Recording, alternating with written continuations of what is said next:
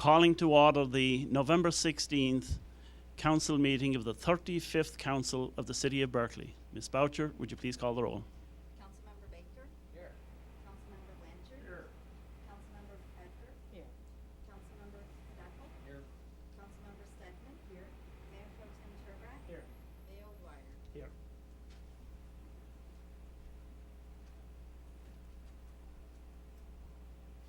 Ladies and gentlemen, will you please rise for the presentation of the national colors?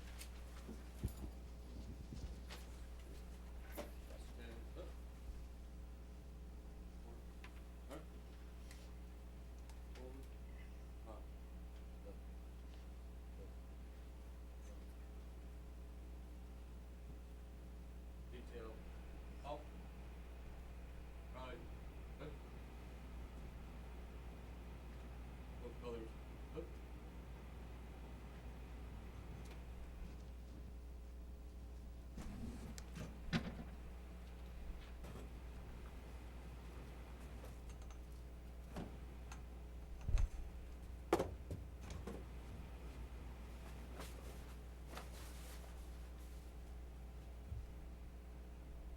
Present. Art. I pledge allegiance To the flag of the United States of America and to the republic for which it stands, one nation, under God, indivisible, with liberty and justice for all. order. Art. Read. Art.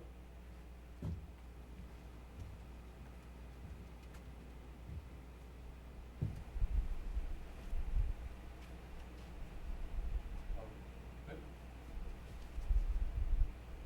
Order. Art.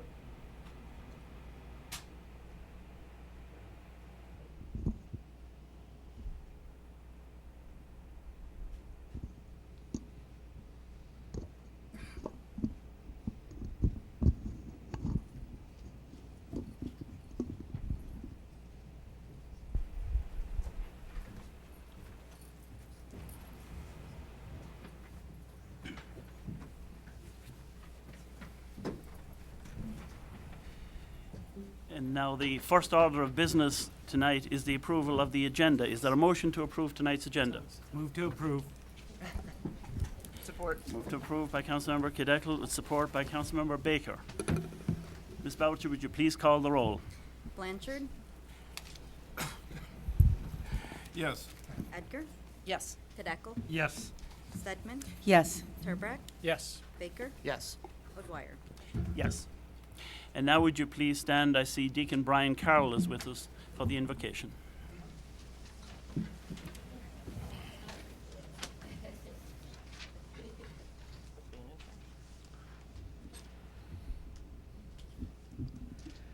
O good and gracious God, we give you thanks for all the good gifts you give us. We thank you for this fine fall weather we have been blessed with. We thank you that the season of Thanksgiving is upon us. We ask you, gracious Father, to send your Spirit that dwells within us and between us, to send your Spirit to this council so that what is discussed and what is decided may be for the building up of the community of the city of Berkeley and may be for the common good. Let us all say, Amen.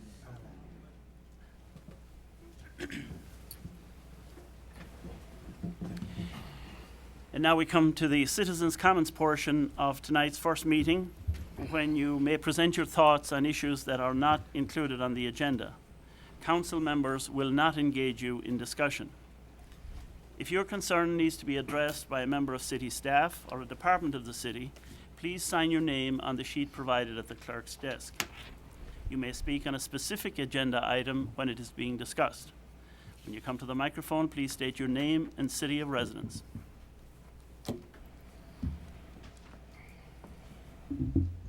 Good evening. My name is Dan Mihaescu. I reside here in Berkeley, and I'm the chairman of the Berkeley Beautification Advisory Committee. And I just wanted to announce to the city that we will once again be holding our annual Holiday Spirit Award Contest. And all those who are interested in either nominating themselves or one of their neighbors may do so by emailing berkeleybac@gmail.com by December 11th. Again, they can email berkeleybac@gmail.com by December 11th. We will then be announcing the winners at the following city council meeting on Monday, December 21st. Thank you. Thank you. Then we move on to the consent agenda. Ms. Boucher, would you please read the items on tonight's consent agenda? Approval of the minutes, matter of approving the minutes of the regular 35th City Council meeting on Monday, October 19th, 2015, and work session on Monday, October 19th, 2015. Ordinance number O0315, matter of considering a first reading of the franchise ordinance to grant Consumers Power Company, its successors and assigns, the right, power, and authority to do a local gas business in the city of Berkeley, Oakland County, Michigan, for a period of 30 years. Set date certain December 7th, 2015. Is there a motion to approve the consent agenda? Motion to approve. Motion to approve by Councilmember Blanchard with support by Councilmember Edgar. Ms. Boucher, would you please call the roll? Edgar? Yes. Kadeco? Yes. Stedman? Yes. Turbrack? Yes. Baker? Yes. Blanchard? Yes. O'Dwyer? Yes. And now we move on to the regular agenda. Ms. Boucher, would you please read item number 1 on tonight's regular agenda? Recognitions, presentations, matter of any recognitions or presentations from the consent agenda. Seeing none, then Ms. Boucher, would you please read item number 2? Swearing in ceremony, newly elected members of council to be given oaths of office by the city clerk. Mayor Phil O'Dwyer, Councilmember Ellen H. Kadeco, Councilmember Eileen Stedman, and Councilmember Daniel J. Turbrack. Very good.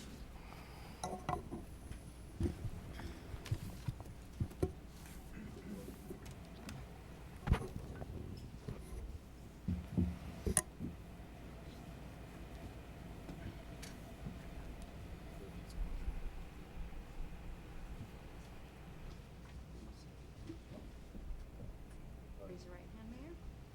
I state your name.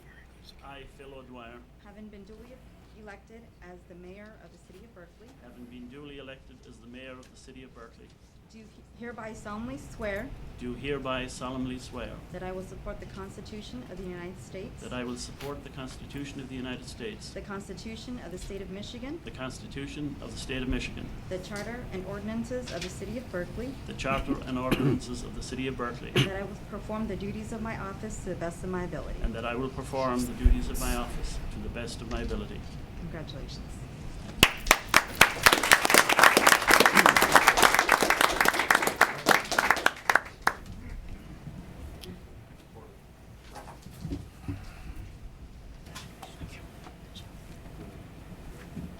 Raise your right hand.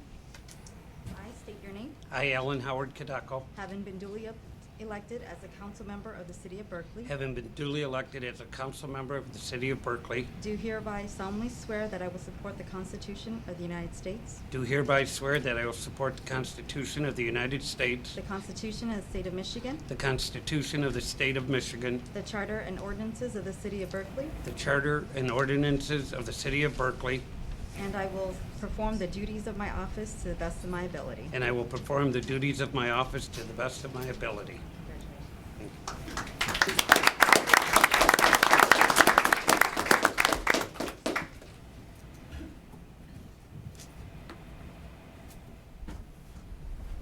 Raise your right hand, please. I state your name. Eileen Stedman, Having been duly elected as a council member of the city of Berkeley, having been duly elected as a council member of the city of Berkeley, do hereby solemnly swear that I will support the Constitution of the United States, do hereby solemnly swear that I will support the Constitution of the United States, the Constitution of the State of Michigan, the Constitution of the State of the Michigan, Charter and ordinances of the city of Berkeley, the Charter and ordinances of the city of Berkeley, and that I will perform the duties of my office to the best of my ability. and that I will perform the duties of my office to the best of my ability.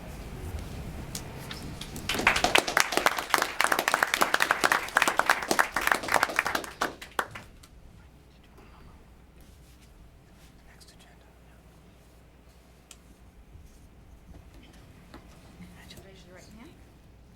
I state your name. I, Daniel Turbrack, having been duly elected as a council member of the city of Berkeley, having been duly elected as a council member of the city of Berkeley, do hereby solemnly swear that I will support the Constitution of the United States do hereby solemnly swear that I will support the Constitution of the United States, do hereby solemnly swear that I will support the Constitution of the state of Michigan, the Constitution of the state of Michigan, the charter and ordinances of the city of Berkeley, the charter and ordinances of the city of Berkeley, and that I will perform the duties of my office to the best of my ability. and that I will perform the duties of my office to the best of my ability. Congratulations.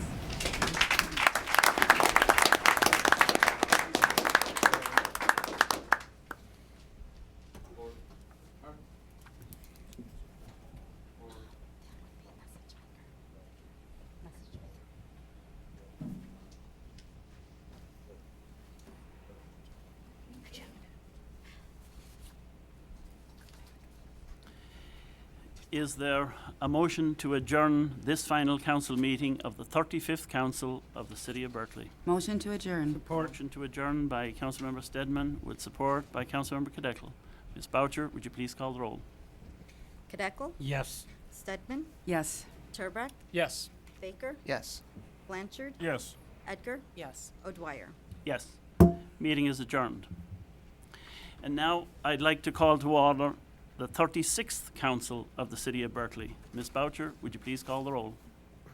Councilmember Baker, Here. Councilmember Blanchard, Here. Councilmember Edgar, Here. Councilmember Cadeckel, Here. Councilmember Stedman, Here. Mayor Pro Tem Turbrack, Here. and Mayor O'Dwyer. Here. Is there a motion to approve tonight's agenda? Move to approve tonight's agenda. Move to approve by Councilmember Cadeckel, Support. support by Councilmember Blanchard. Ms. Boucher, would you please call the roll? Blanchard, Yes.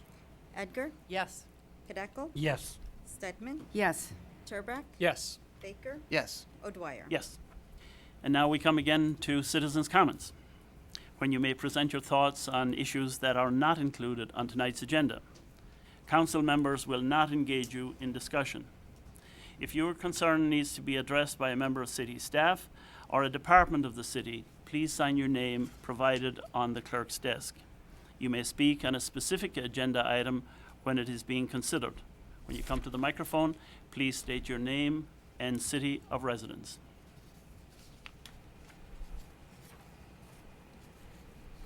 And seeing no one coming to the microphone, then, Ms. Boucher, we move on to the consent agenda. Is there, would you please read the items on the consent agenda? Warrant, matter of approving warrant number 1296. Is there a motion to approve the consent agenda? Motion to approve. Motion to approve Support. Councilmember Baker with support by Mayor Pro Tem Turbrack. Ms. Boucher, would you please call the roll? Edgar, Yes. Cadeckel, Yes. Stedman, Yes. Turbrack, Yes. Baker, Yes. Blanchard, Yes. O'Dwyer. Yes. And now, Ms. Boucher, we move on to the regular agenda. Would you please read item number 1? Recognitions, presentations, matter of any recognitions or presentations from the consent agenda. Seeing none, then, Ms. Boucher, let's move on to item number 2. Presentation, matter of receiving a verbal report from message makers regarding the branding study for the city of Berkeley. Is there a motion to receive the report on the branding study? Motion to receive the report. Motion to Support. receive by Councilmember Stedman with support by Councilmember Cadeckel. Chief Eshman. Yes, sir. I'm turning this one back over to you, Your Honor. Very good. Well, tonight we receive a report on this branding study for our city and the findings that result from that effort.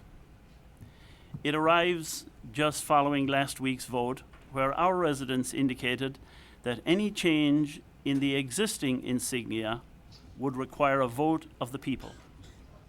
Therefore, City Council cannot and will not be voting on this matter tonight. This branding study basically sought to understand how we think of ourselves, how we represent ourselves to others, and how we project that image, the so-called Berkeley brand, throughout southeastern Michigan. Several hundred residents from all walks of life in our city participated in the project, expressing their perception of the city they love to the folks who will make their findings known tonight. I would like to thank all of those residents for their time and thoughtful deliberation. I and the council and the residents are eager to hear your findings. And so let me turn over the microphone to the message makers. Okay, it's going to take us 1 second to get ready here, okay? Very good.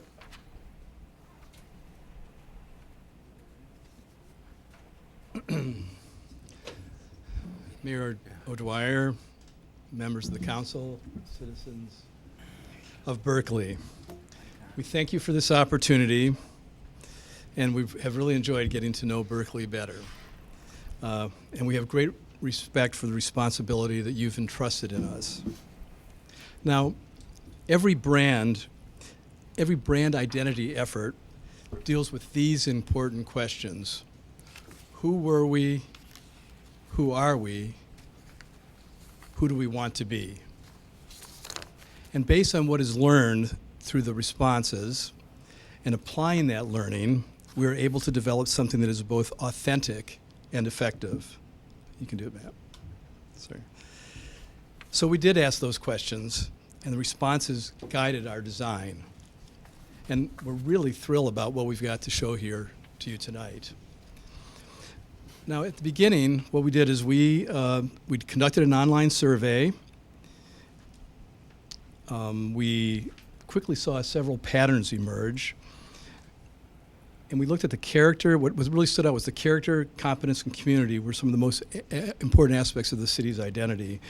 And these grouped together were rated as the most important, the top rated. And we also saw in the comments how important heritage and history are to the city. Then we conducted some focus groups, and we did several exercises around how people see Berkeley. We looked into the logos of many other cities and talked about their strengths and weaknesses. All agreed that the best city logos had some element of a distinctive structure or landmark and a simple, strong form. Can I interrupt you for Sure. 1 second? Sir, there is a seat out of the front. You might be able to have a better view. Let's move those signs out of the way. Oh, you can't see. Why don't we take? We can take them down for the moment Okay. until it's time. Sorry about that. Yeah, yeah.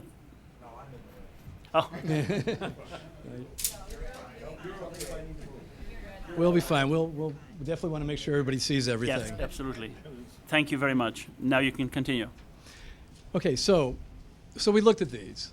We had lots of healthy conversation, discussion around them in the focus groups, and then we tried some initial experiments.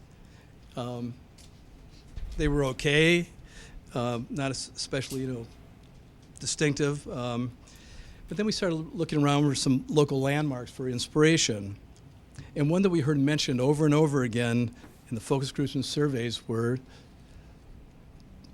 the Berkeley Theater, the Marquee. It's an important part of the heritage. Beautiful Art Deco style. Now, on its own, it was a little too complex to turn into a logo. So we took it from there into this.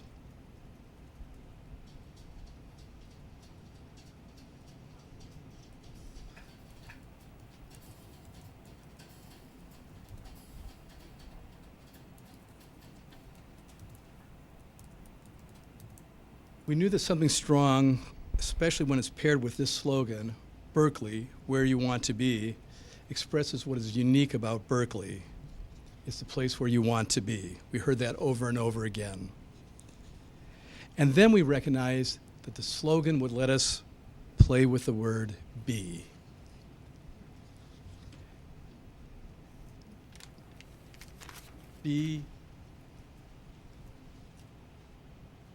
Be happy, be safe, be smart, be friendly, be history, be a neighbor, be responsible, be spiritual, because we are. Be Berkeley. And thinking about be brought us to this logo. It's an active statement. Berkeley is created every day by the actions and attitudes of its citizens.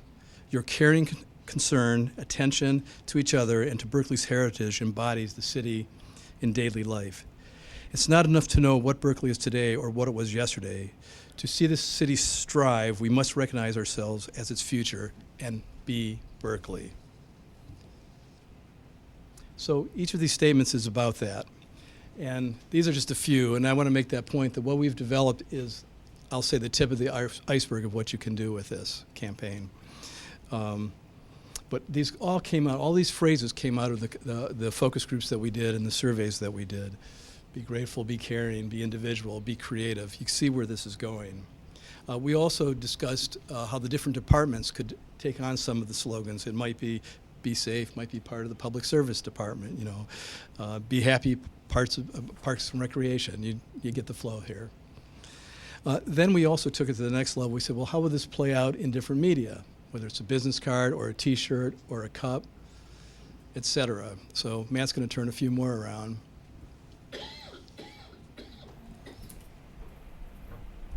And it works great on billboards, so we developed a billboard campaign.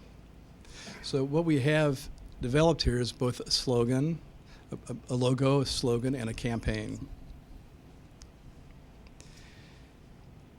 And in addition to that, we've put together a brand standards guidelines, a set of guidelines to help you move forward with working with this concept, this campaign. It's fairly thorough, and it shows you the fonts, the colors, how to apply them, and how to expand it.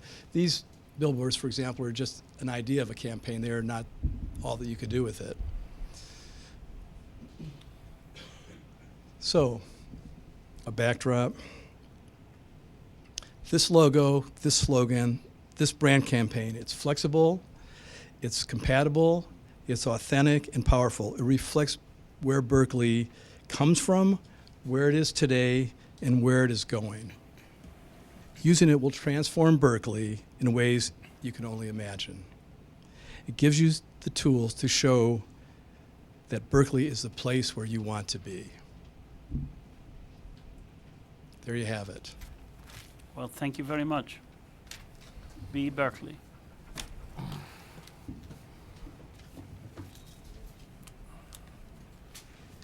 Are there any initial comments from members of City Council Can we, as we digest this?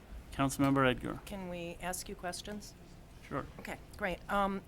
Who were your focus groups and how many did you conduct? We conducted 2 focus groups, and the online survey responses, I think there were over 350 online responses. And what you see here is reflected from the efforts there. And who were in your focus groups? You know, we had a variety of people, and Darshell actually knows better exactly who the individuals were, but many people were invited, and we had a good turnout for them.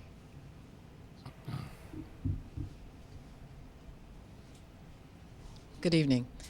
The focus groups were composed of residents and in particular business leaders who are in Berkeley, members of various commissions and boards, business owners along 12 Mile and Coolidge, and we got a good collection, I think, a good cross-section of the different people who live and work here.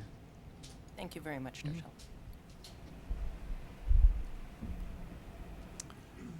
Very good. I can see it takes a moment for all of us to digest this.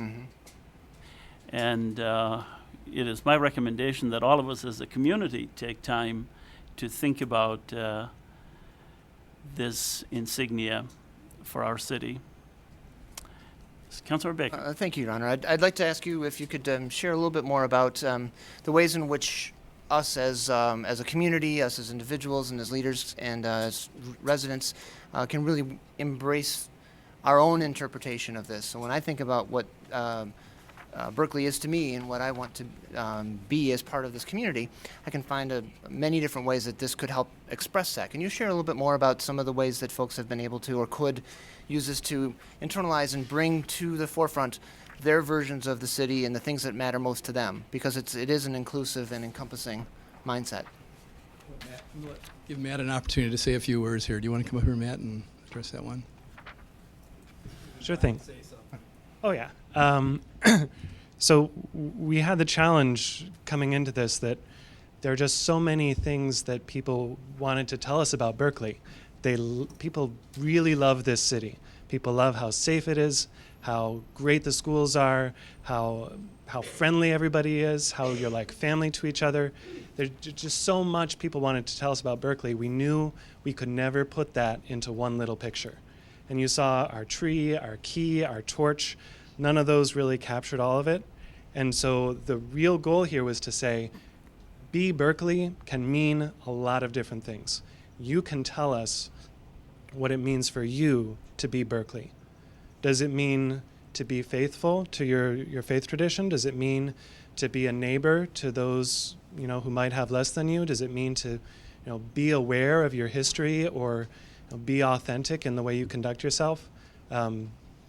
Yes, all of those things. And we wanted a brand that was really flexible, that could accommodate all of that.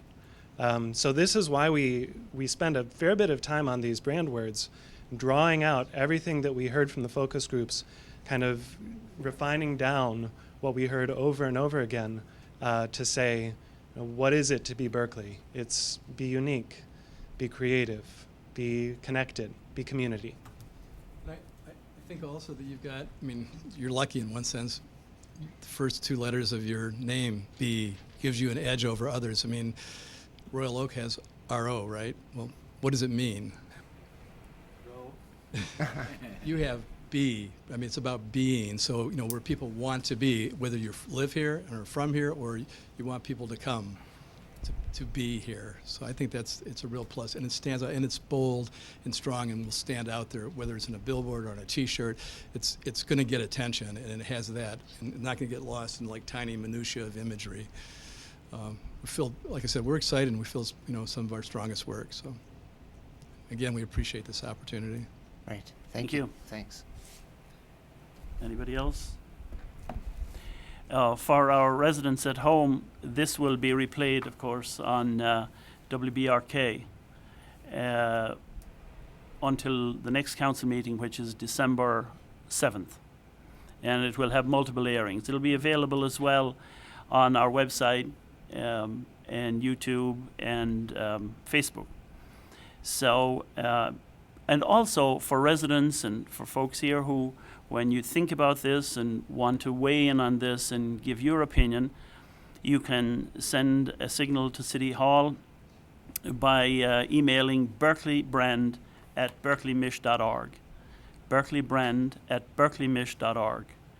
And your comments will be received there until the 31st of December. I think Mike. Is it berkeleymish.net? No, it's .org. Stan, is it .net? Okay, correction then. berkeleybrand@berkeleymish.net. Very good, thank you. Any immediate responses from anyone in the audience?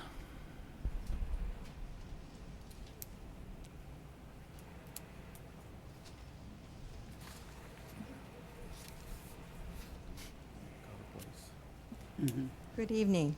Good evening. My name is Vicki Dykes, and I reside at 3715 Gardner Avenue in Berkeley, Michigan. After living and being a part of the Berkeley community since 1953, I felt as a community member it was my responsibility to attend and participate at tonight's meeting. My husband and I have been raising our family in this city since 1978. I went to school at Pattongill, Anderson, and Berkeley High, as did all of our children. Since 1997, in an effort to give back to our community, my family has provided scholarships to students at Anderson and Berkeley High School in memory of our son, Jimmy Dykes. However, currently my husband and I are known or designated by today's society as empty nesters. And yet we still voted on the recent request by our mayor and city council to support new millages for the police and fire, along with our schools. Of note is that some of these funds now go directly into the general fund. We, the citizens, were assured by our leaders that these millages would have no insignificant impact on our taxes, but were necessary to assure that our city was able to provide for our students and hardworking individuals who place their lives on the line by keeping us safe. Unfortunately for my husband and I, this resulted in our house payment increasing over $100 each year. That's only $1,200. And while for some this may not seem like much, when you're retired and on a fixed income, and everyone is experiencing necessary living increases and no rise in their personal income, this result can be challenging. Nonetheless, my husband and I thought we needed to do our part. Therefore, we were dismayed when the council stated there was money to spend and took general money from the general fund to study changing the Berkley flag, seal, and logo, since our logo was considered out of date and not in step with the times. One must question this hypothesis when the framework of our founding fathers was based on knowledge, family, religious freedom, and liberty for all, as currently depicted in our city's logo. Before going further, I feel I should provide some of my own personal background. Prior to retiring, I was a cancer center coordinator at Beaumont Hospital. And while managing a building is not as difficult as a city, it is still complex. I had to make decisions on how to spend and budget the money.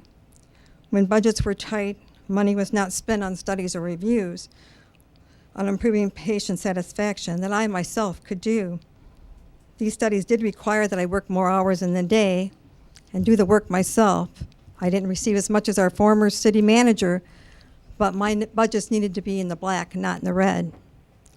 It has been stated by the mayor that he was very proud of the work that has been done by the company, which included online surveys, review other cities' recent logo changes, and the citizens from our community that were invited to meetings to elicit their opinion. Unfortunately, this process may have resulted in some individuals, even myself, who are not usually involved in city politics, to question the process. This whole process may seem to be too exclusive and not inclusive, since friends, neighbors, and members from my family who have resided in Berkley for many years were not invited to participate. And the advertising company selected to generate their report and presentation to the mayor and council from, I guess now, the business. Fortunately, there are citizens who do want our community to be aware of decisions being made by the council that we elected and more recently re-elected to represent the citizens of Berkley. Therefore, I do have many questions. How much will it cost the taxpayers of Berkley and for the new signs, the new flags, the seals, the stationery, and the many things used by our city which will be impacted if the voters decide to use the proposed new logo, since the voters will need to approve its implementation. I know the mayor said at one point it's $6,000 for an election. So will the city hold a special election to do this? Finally, I read in the Detroit News in a recent article following the election that the mayor stated he did not receive the answer that he and the council members expected during the last election regarding the city logo, since there was such a low voter turnout. And as a result, Mayor O'Dwyer did not feel this represented the majority. As such, I must then question, does the mayor and the council reject the re-election as well, since the majority did not choose to vote? Transparency and communication are just some of the keys to good governing. This is being voiced daily by the citizens of our nation.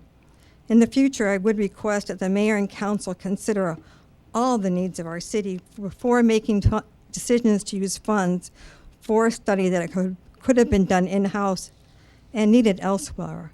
A good example of this would have been using funds toward fixing our playgrounds or upcoming holiday parade, providing the city employees with a minute raise, or even giving our city employees a bonus for jobs well done during the season of giving. Thank you. Thank you.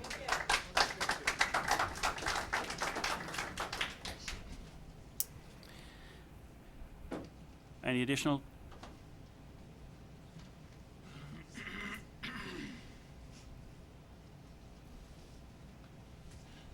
Hello, I'm Colleen Woods. I live in Berkley. I've been here for 6 years. I do not have a speech. I am actually just reacting to what I have seen here today. I really actually appreciate what we've come up with here. I appreciate the fact that the logo takes into account the Art Deco thing of the sign. Thank you. And I think that it respects both our history and our future and shows us progress towards the future. I also appreciate this campaign itself. It allows you, it's very inclusive and also very diverse because it allows you to be who you are and who we are. And so I can appreciate this whole concept of the bee thing. I'm on board with it. So thank you very much. I appreciate the study. I did know about the study and I did vote. So thank you. Thank you.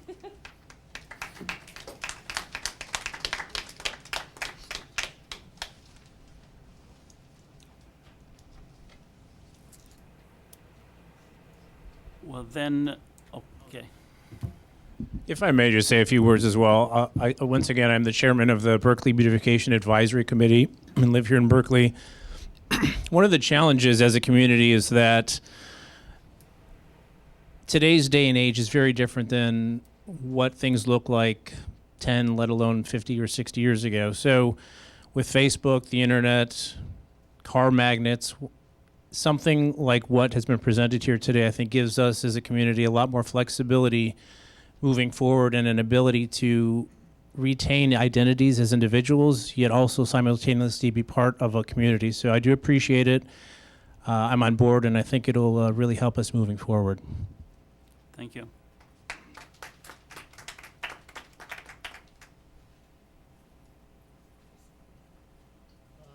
Thank you. Bill Gleason, 1849 Oxford. I voted against this. Not strongly. I could accept it if the community votes for it. It's not that important. One thing struck me as funny some time ago. Somebody on the council made a statement to the Tribune, I think it was you, Mr. Mayor, that the new logo could bring this community together. And I thought we were together. However, to bring it together by dividing it, it seems to me that it's like a book I read when I was a very young man. It was George Orwell's 1984 with his Newspeak, and that seemed to me like Newspeak. You're dividing the city to bring it together.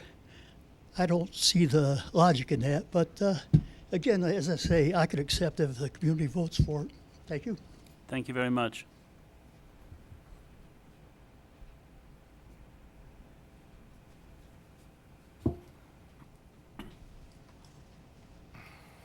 Andrew Hunter. I live at 3875 Cummings in Berkeley. And I'd like to make a comment on your signs. They're really nice, but all I see is two letters, B. I don't see Berkeley. That doesn't come out. It doesn't jump out at me. What does jump out at me is our sign here that says the City of Berkeley and has insignia of it looks like a church, a family, liberty, and a book. It could be a book of rules, book of law, or the Constitution, or could even be the Bible. What I don't understand is why we spend so much money on these signs. Where what jumps out is not Berkeley, but B. Excuse me. What makes an impact on people are symbols. We see symbols in our parking. Handicap, but they have a handicap symbol. We look on the restrooms, we have women's symbols and men's symbols. The symbols jump out at you, like our sign here, the City of Berkeley. It jumps out at me. I don't have to read anything. I don't have to think of anything. I know what it means. Thank you very much for this opportunity to speak my mind. Thank you very much for being here.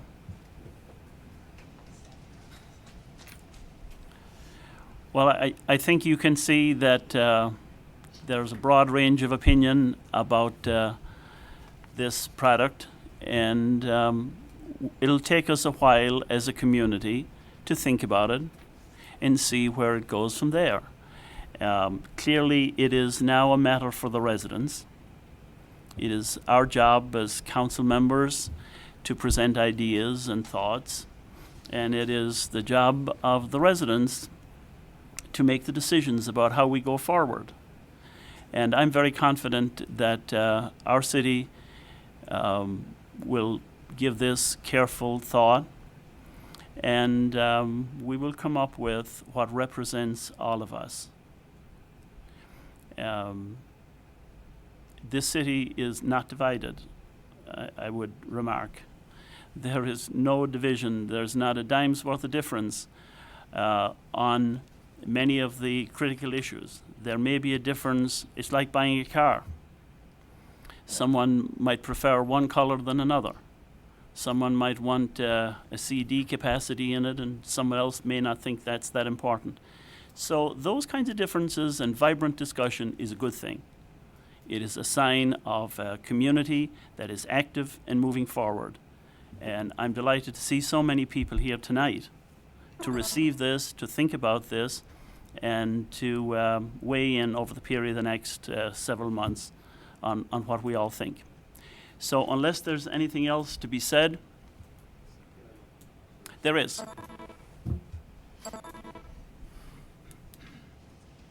Yeah, Kurt Height, 3525 Robina. I do want to comment on the divided part.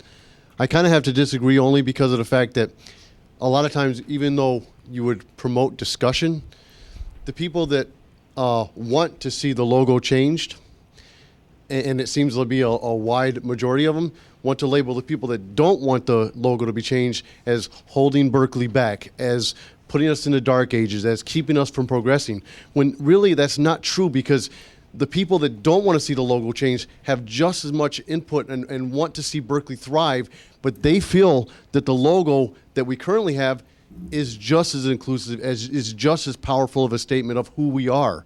But they also look at it and say, I'd rather Berkeley save the money and not spend it and put it towards the cost of saving it for something like this. And I'm going to tell you, it's not going to take kids very long before that B, the E, becomes a pitchfork.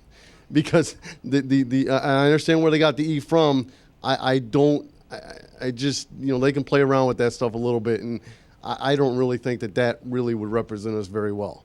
So that's my opinion, okay? Thank you.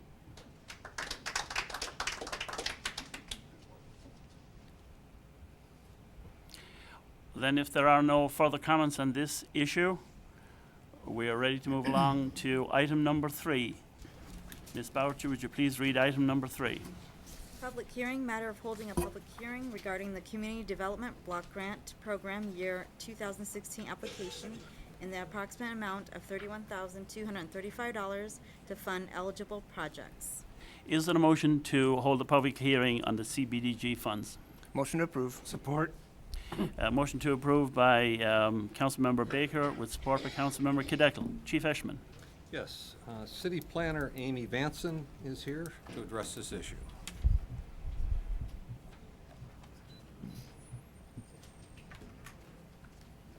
Good evening.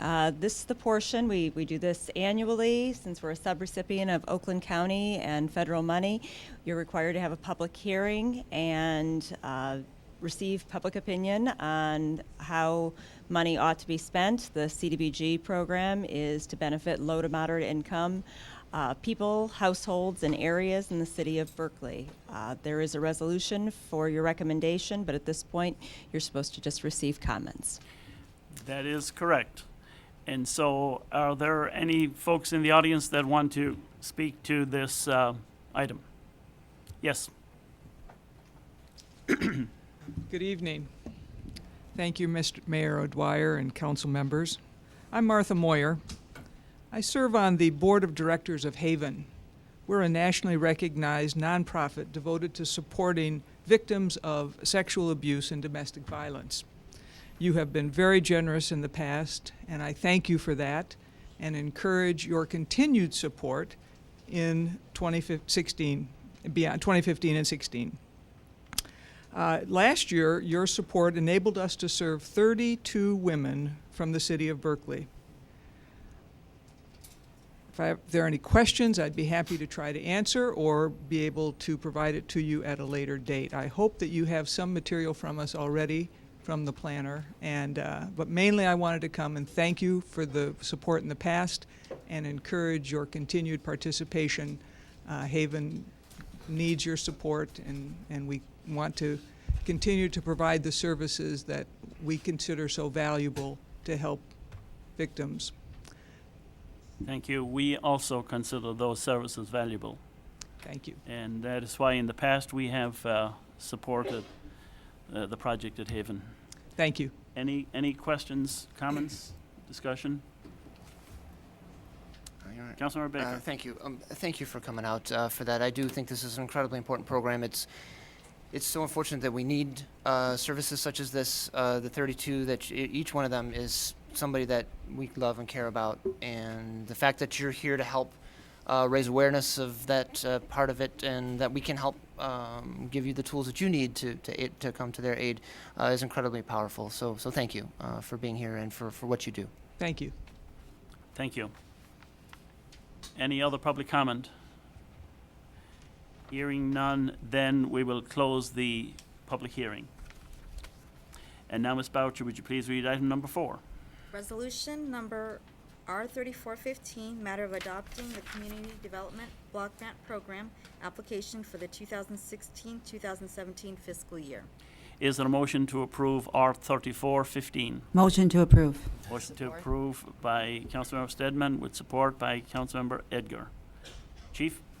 Again, we have the city planner, Amy Vanson, to address this issue. Hi again.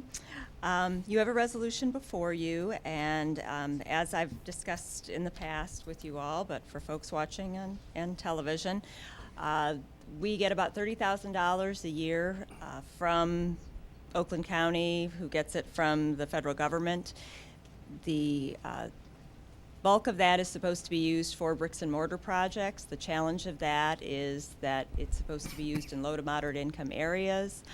And Berkeley, it's a good thing, but we don't have a lot of those areas. It can be used for barrier-free projects. And so what we have recommended is $21,865 to be used for sidewalk ramps in locations in the city, to retrofit those to be in compliance with barrier-free laws. $3,370 to provide yard services for low-income seniors in the city of Berkeley. This helps them with snow removal, and if money's available, also yard services, mowing of lawns, and so forth. $3,000 for our library to purchase large print books, and $3,000 for Haven.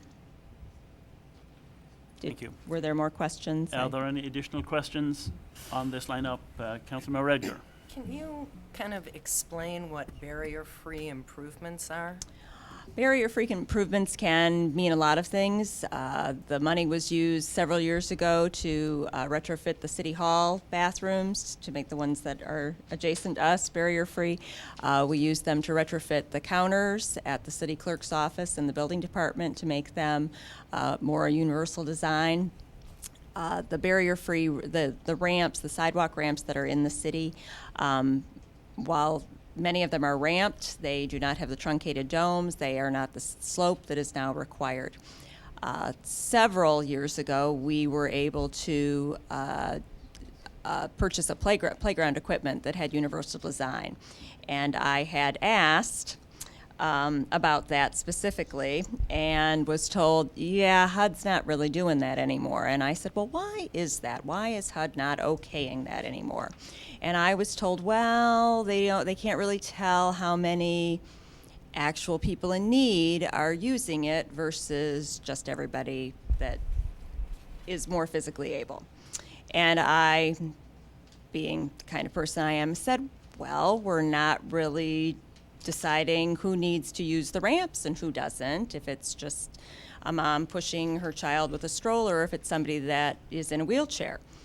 And I was told, point well taken, but I should serve on a committee to look at figuring it out, which I have asked to be on, to look at the formula and how we allocate projects. I've also asked if this money could be used, the bricks and mortar part of it, could be used for a better bus shelter for our bus stops that we have in the city, the smart bus stops, instead of just standing on the corner, whether it could be a sheltered location. And I was told once again, well, we don't know who's riding the bus.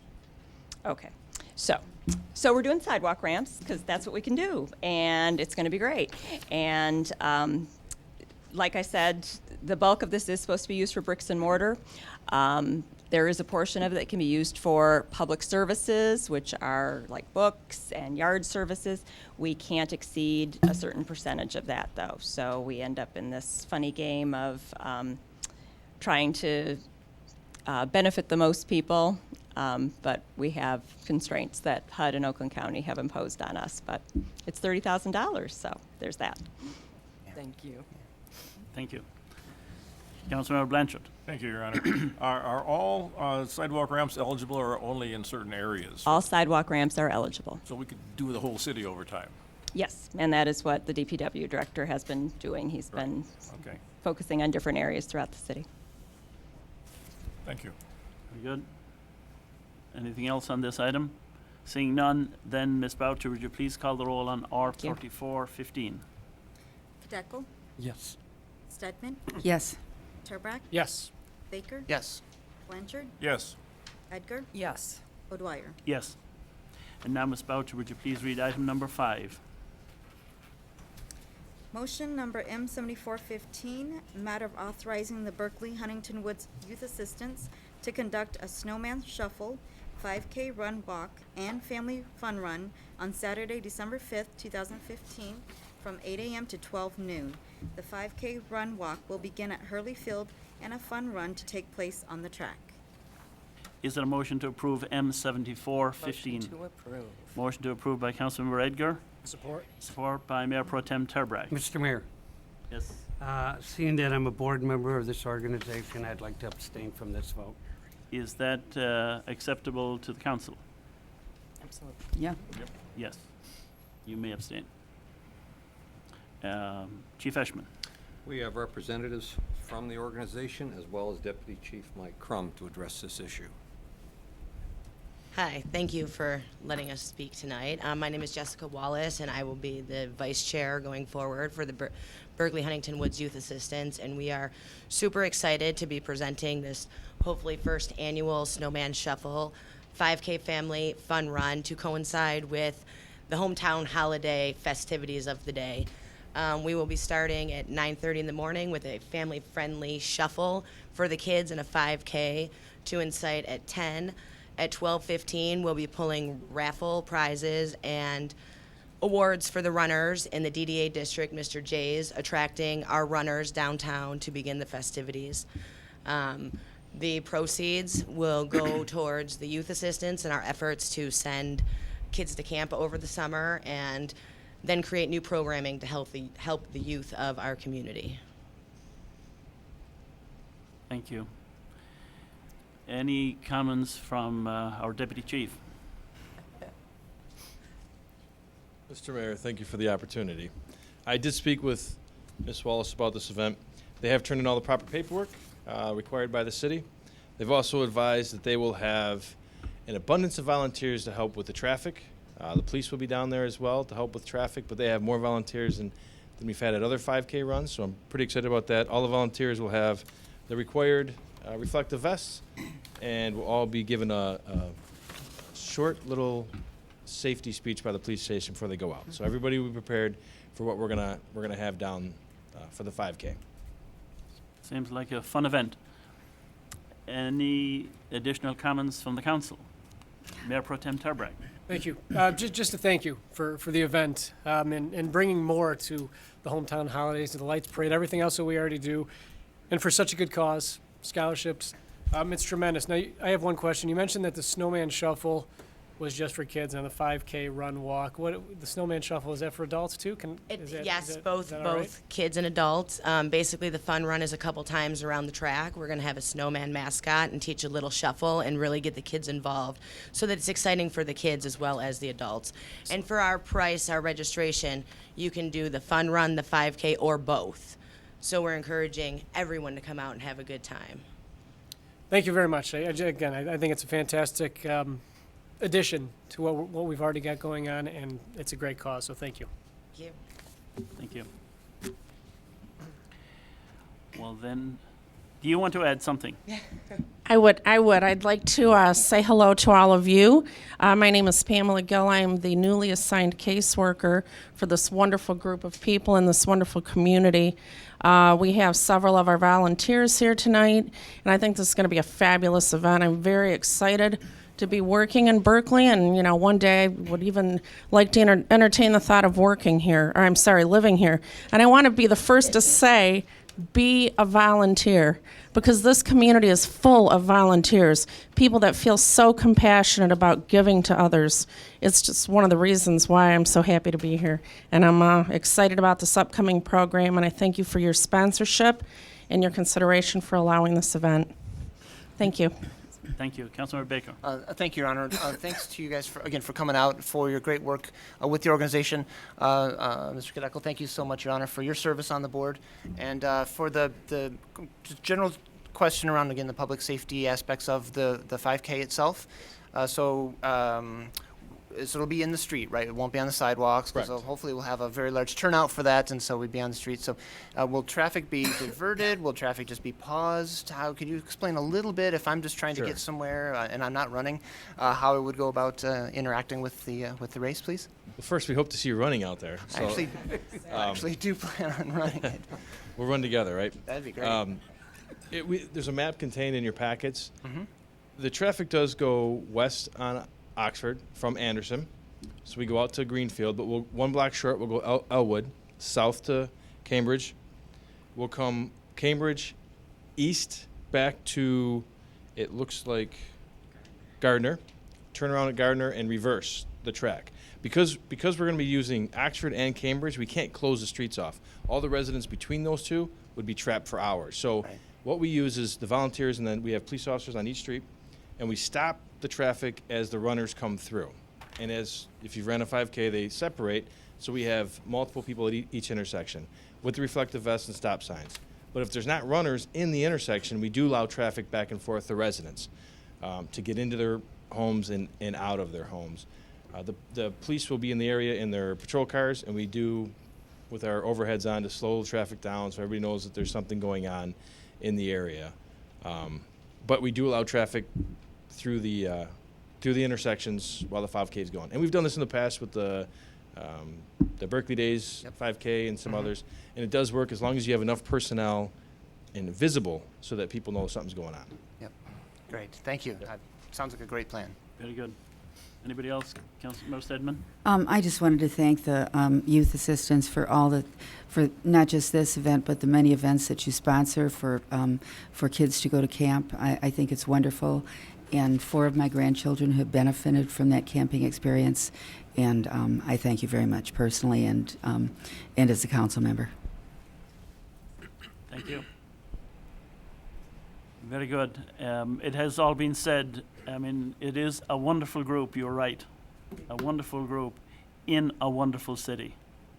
So we're delighted that you noted that, and we'd love to have you as a resident of this city.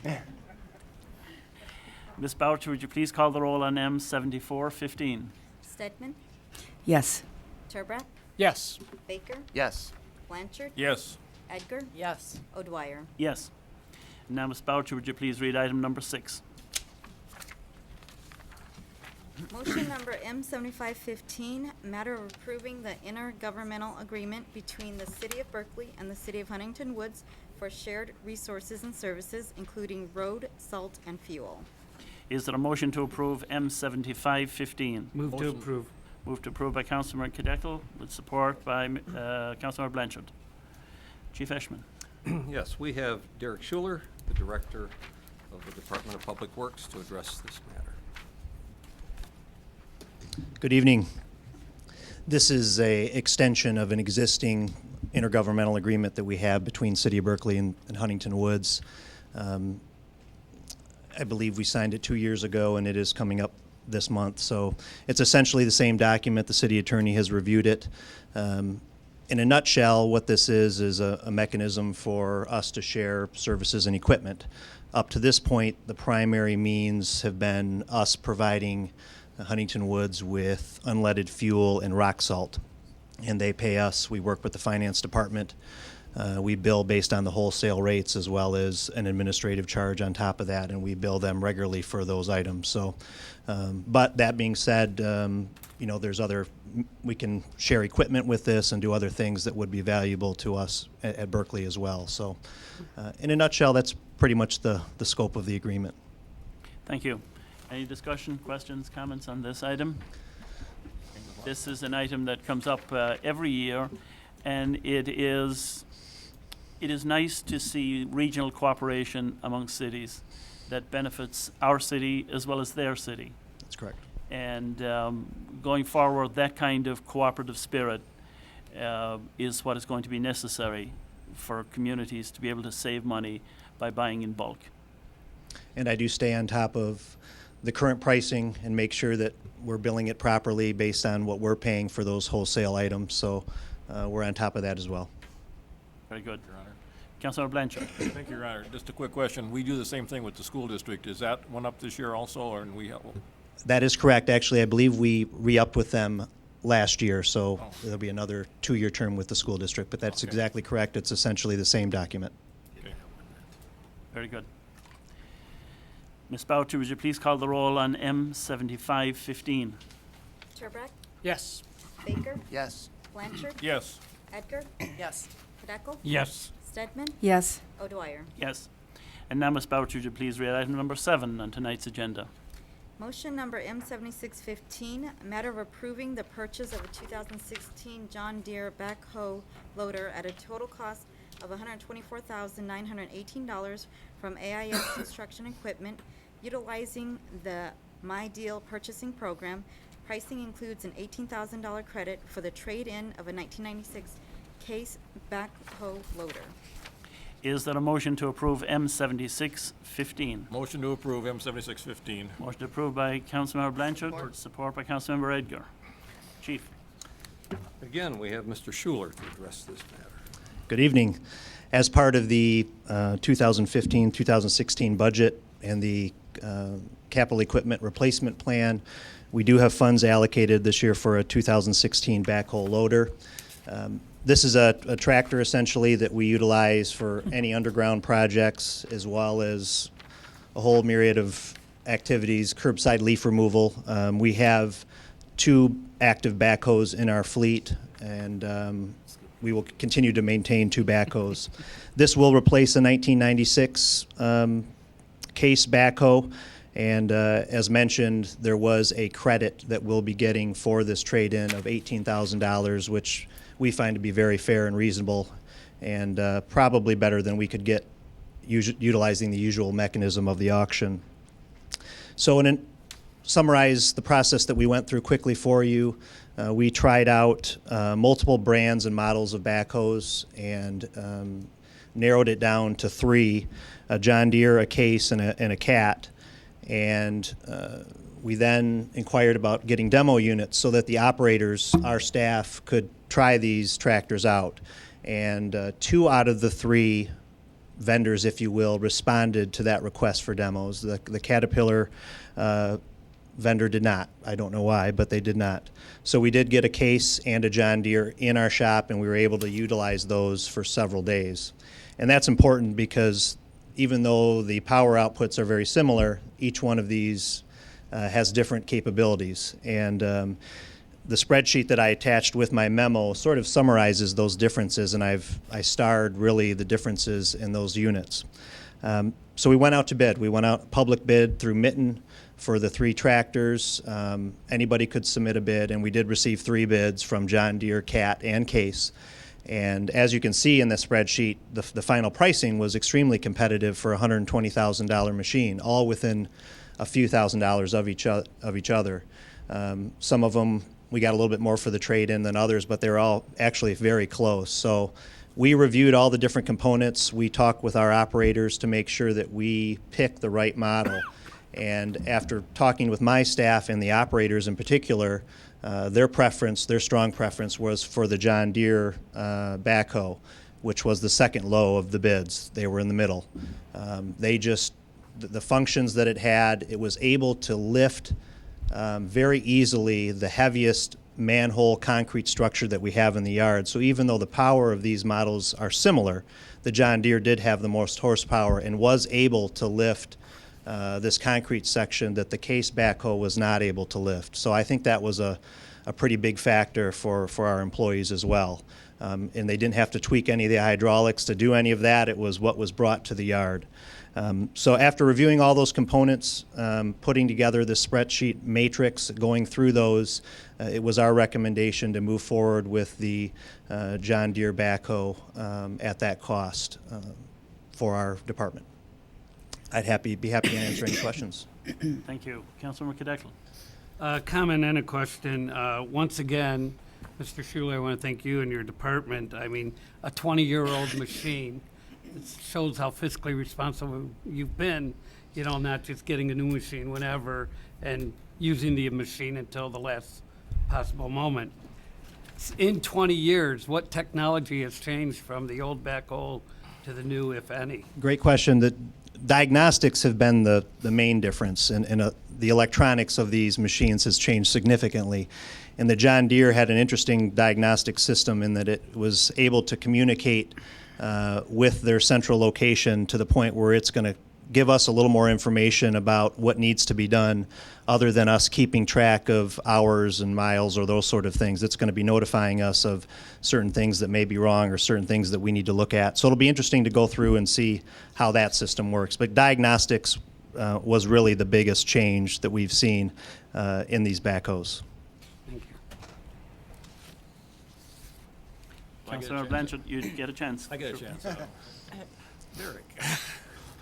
I noticed that this, one of the plus on this is a true four-wheel drive vehicle, which is the first time we've ever had one of those.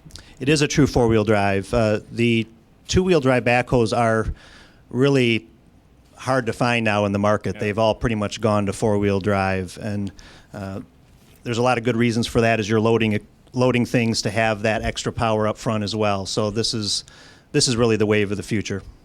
And I believe this is our first Tier 4 engine purchase. So, I think you're right, Jack. So we have to be mindful of that. And for those of you who don't understand, Tier 4 is the emissions requirements that this brings with it. So this backhoe has SCR, selective catalytic reduction, and it will have to use an additional fluid with it called DEF, diesel exhaust or diesel emissions fluid, to reduce the oxides of nitrogen. So we got to make sure that our mechanic is trained in how to look at those, because it also has a self-regenerating DPF on it. So for those of you that was my concern. Yeah. If it was Jack, come on down. Come on down. We'd be happy to have you work on it. Well, and I think it's important to note that having that diagnostic tool as well to help us with that will be an asset here. Very good. Thank you, Jack. Thank you, Your Honor. I was just going to follow up to say, I know there's an automotive company that sells diagnostic software, too, for emissions testing, if you're interested in some of that.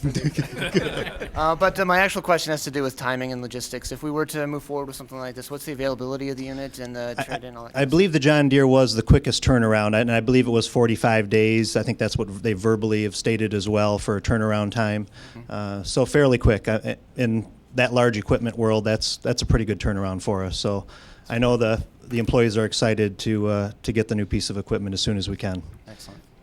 Thank you. Very good. Thank you, Derek, for all the work you put into this and bringing us to a wise decision. Ms. Boucher, would you please call the roll on M7615? Baker? Yes. Blanchard? Yes. Edgar? Yes. Cadeckel? Yes. Stedman? Yes. Turbrack? Yes. O'Dwyer? Yes. And now, Ms. Boucher, would you please read item number 8 on tonight's agenda? Motion number M7715, matter of appointing a mayor pro tem from November 2015 until November 2017. Is there a motion to approve 7715? Mr. Mayor, it is with great pride that I relinquish the duties of mayor pro tem and move to appoint the very deserving Mr. Steve Baker. I support that. It has been moved by Councilmember Turbrack. Jeez.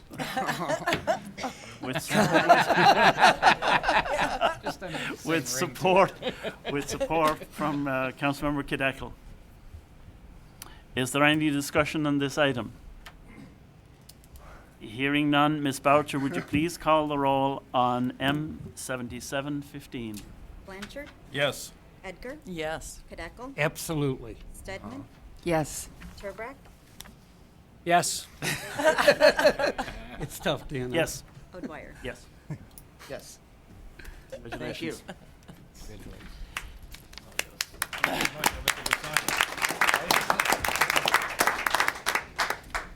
And now, Ms. Boucher, would you please read item number 9 on tonight's agenda? Motion number M7815, matter of approving the 2016 City Council regular meeting calendar. Is there a motion to approve M7815? Move to approve. Moved to approve by Councilmember Kadeco with support by Mayor Pro Tem Baker.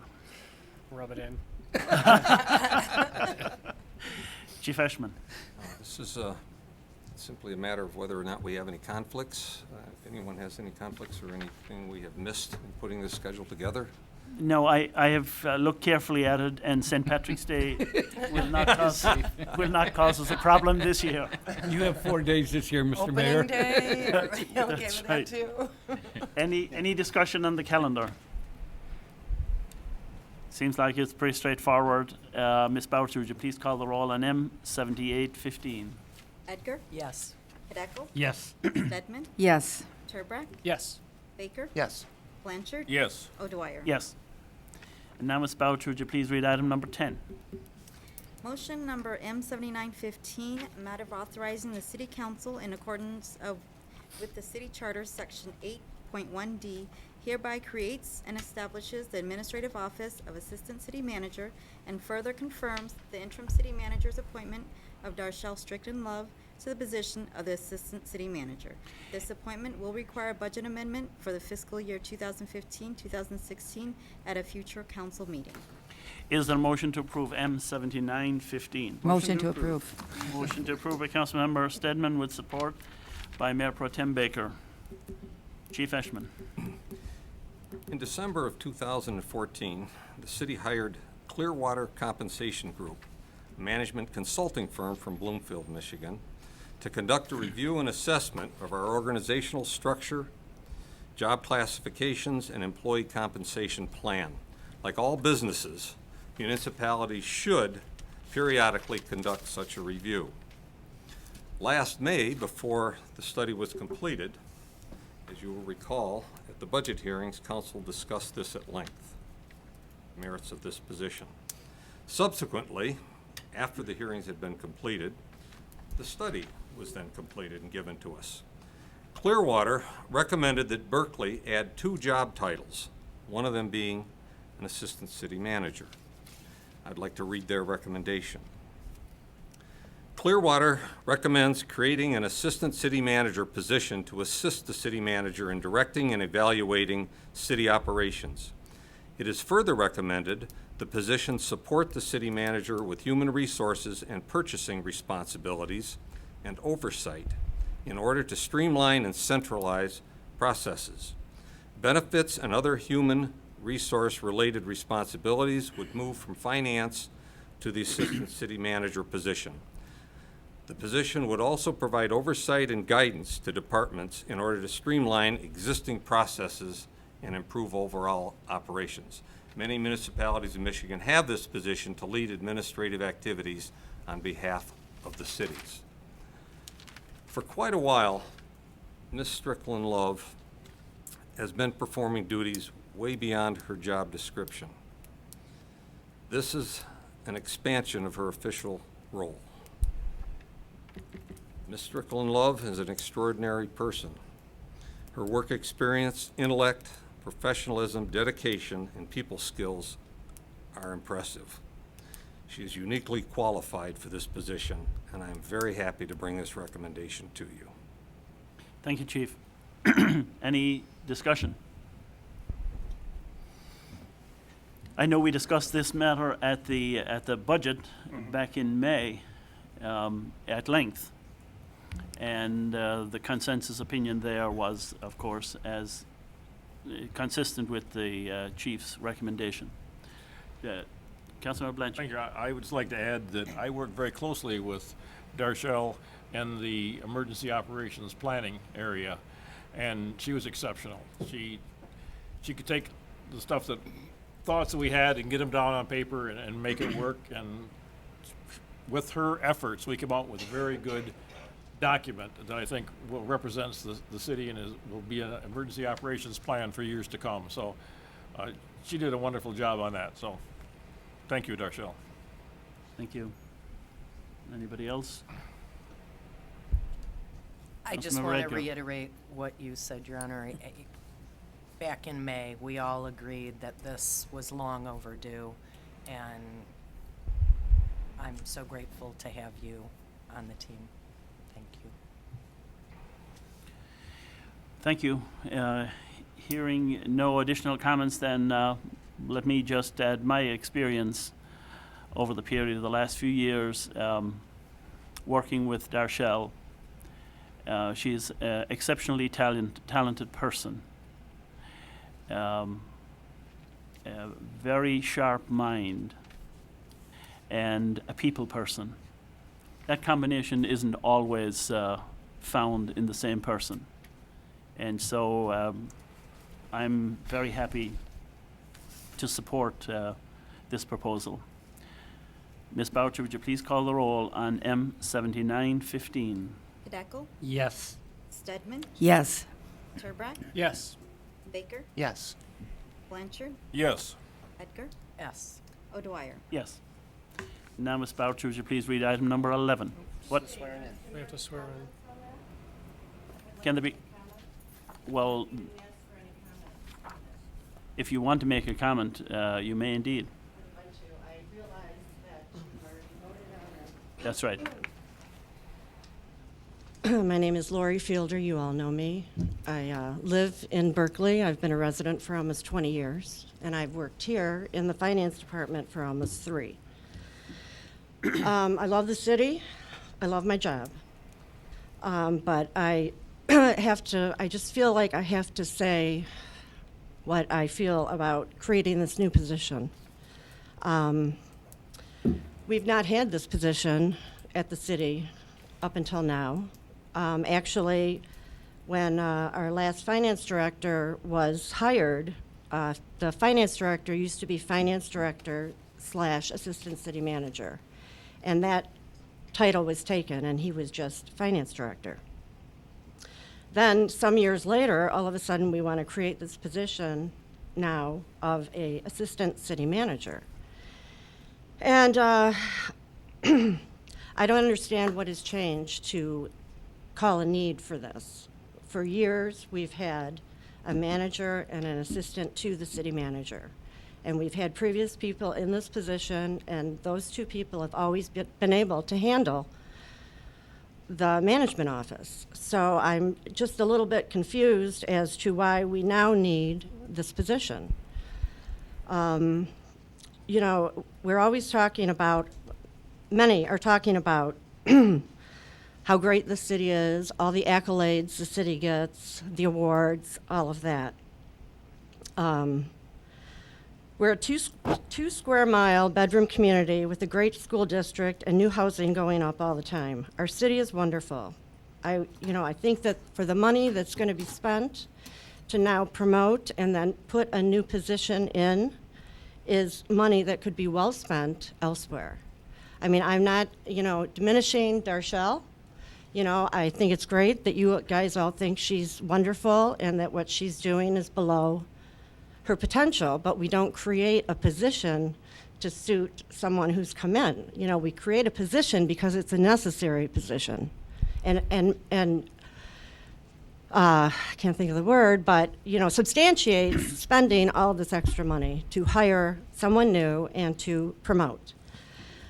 I'm aware that the comp study supported this, but I looked over that comp study quite well, and I think it was flawed, very flawed.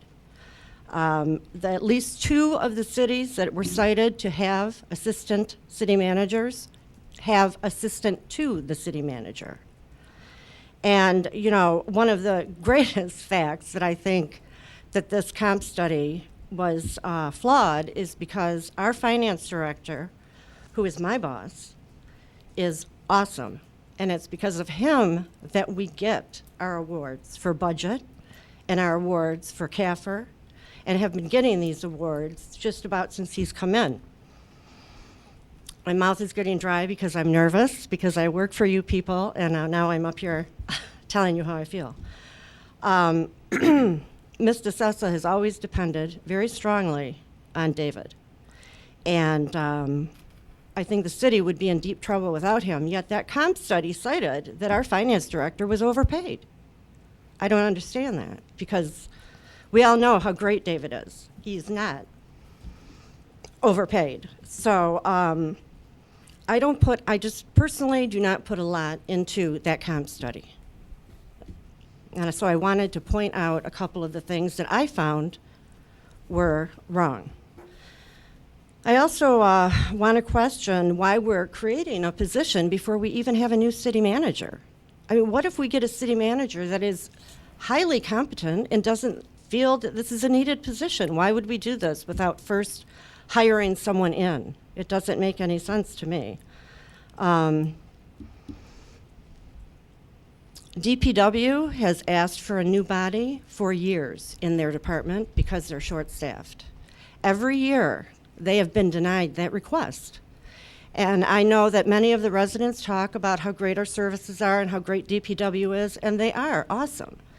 But they work a heck of a lot of overtime. And being in finance, I'm here to tell you that I know that the overtime that's being paid could put a new body with benefits in that position. So, I don't see how we can be creating a position and hiring someone new when there's another department that desperately needs someone and has asked for it. Our Parks and Rec department has been without a director since last April. And except for 1 month that we had a new director in, which was interesting, if nothing else. Our deputy director, Teresa, has been running that department. We, as far as I know, are not even looking for a new director right now. And if Teresa is doing such a great job, why hasn't she been why haven't we got a director in Parks and Rec yet? We're creating a new position, and there are other things that aren't being addressed. Okay, and then it is true what this woman, I can't remember her name, stated, that the employees at the city of Berkeley have had one small raise in 6 or 7 years. And I'm not going to speak for all the employees, but their morale has been affected. Morale has been affected by this. We have not gotten a raise. When we don't get a raise, we're told that, the budget's tight. Understandable, but when we're creating a new position and hiring someone new and your existing employees aren't getting raises, I don't understand it. It's a slap in the face to me. Personally, I work with David on these awards every year. Budget, CAFR, we work hand in hand, and Sue in finance helps us. When do the employees get recognized? When do the employees get recognized for the accolades and the awards that the city gets? I mean, the employees are important. I'm speaking as an employee now, not as a resident. I don't know, there's been a lot of money spent on branding studies and comp studies and now hiring someone new and creating a new position. I don't understand, we're so worried about a logo and we're so worried about all this other stuff. Why aren't we? We're a great community. Everybody says it all the time. You guys were voted back in. Why aren't we concentrating on what we have? There are things that need to be, sewers, people are worried about the sewers, Parks and Rec, the ice arena. And not only have the employees not gotten a raise, but rumor has it that we're being asked to start contributing soon to our health insurance. So how can we create new positions when we're taking benefits from current employees? These things don't make sense to me. I've complained before to Mr. Sabuda, and he's told me if you don't like it, run for council. Well, I work for the city. I can't do that. But, you know, I just really felt like I had to voice how I feel. Okay, thank you. And wait, almost done. I'm also wondering how, you know, negotiations are not complete with DPW or the police department.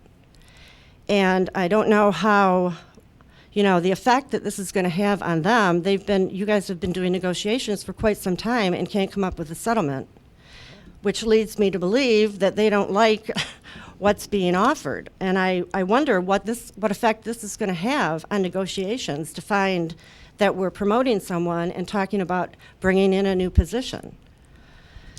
So, you know, I don't know. I'm sure that there are other things to say, and I'm sure that I've angered some of you, and I apologize for that. But I, you know, do love my city. I've been here for 20 years. My daughter has gone through the school system here, and I'm hoping one day she'll move here. And you know, I just wonder because, you know, when council was running, Councilman Kadeco, one of his 3 priorities were the employees. Yet I just feel like the employees aren't getting their fair due. And, you know, Parks and Rec, I know that Councilman Turbrack, I believe, that was one of your 3 priorities. Why don't we have a director? I mean, I appreciate your time. Thank you. Thank you very much. And now, Ms. Boucher, would you please read item number 11? Pardon?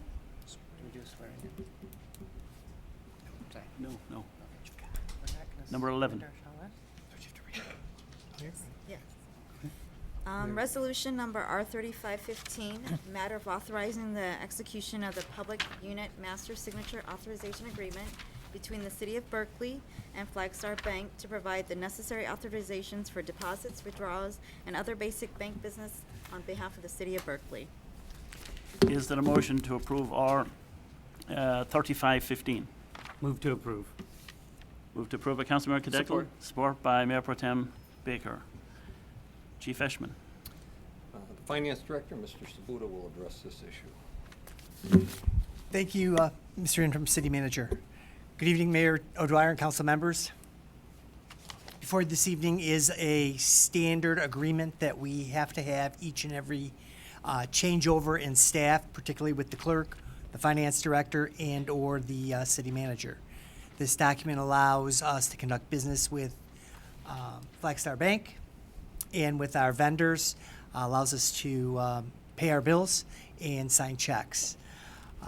Currently on the signature card right now is the city clerk and myself.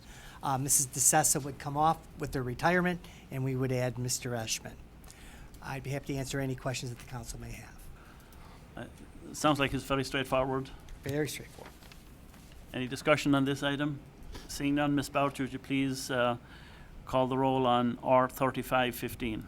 Stedman? Yes. Turbrack? Yes. Baker? Yes. Blanchard? Yes. Edgar? Yes. Kadeco? Yes. O'Dwyer? Yes.